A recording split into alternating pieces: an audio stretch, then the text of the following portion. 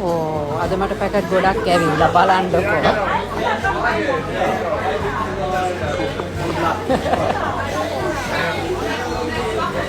Also Spaß macht das ja schon, ja? Ja.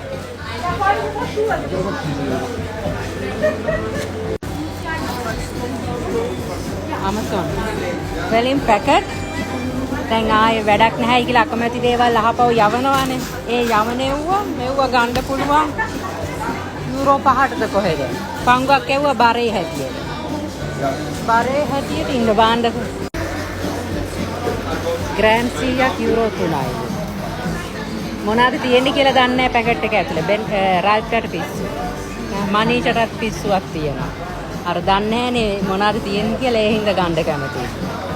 ඔය වගේ වුණා ඒක ඉස්සෙල්ලත් අරන් තිබුණ වැඩක් නැහැ සෙල්ලම් බඩුවක් පීචි කරා. බොරුවට යුරෝ 20ක් දීලා වෙලා අරගත්තා.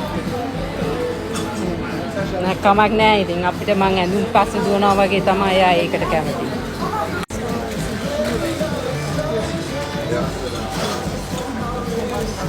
දැන් බලමු මේ තියෙන්නේ gram 200ක් 5යිලු.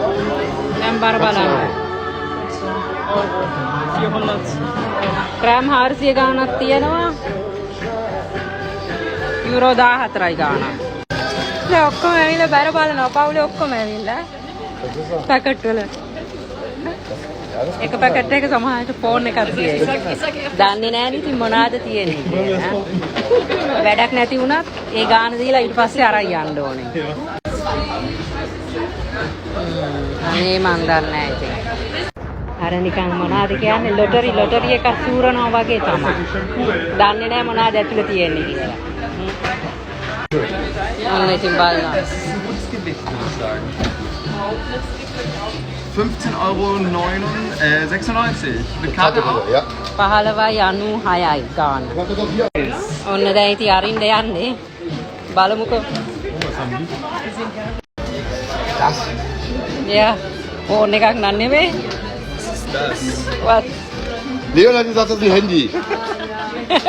Die 15 Euro sind hier. Aber noch ein Handy. 15ක් දීලා ගත්තේ. Irgendwas so nach der rein. Wie so Spanngurt oder sowas. ඔළුව එල්ලන්න නිකන් බෙල්ල ඈ. මේ. සසයික් මහිය. වැඩක් නැති දේවල් නේ. අපරාධ නෑ බේබි. Ja. අපරාධ euro 15. Das schade 15 Euro, oder? Ja. එයා කරන්නේ නැහැ වගේ දේවල්. තව ප්‍රයිස් තවත් හොයනවා.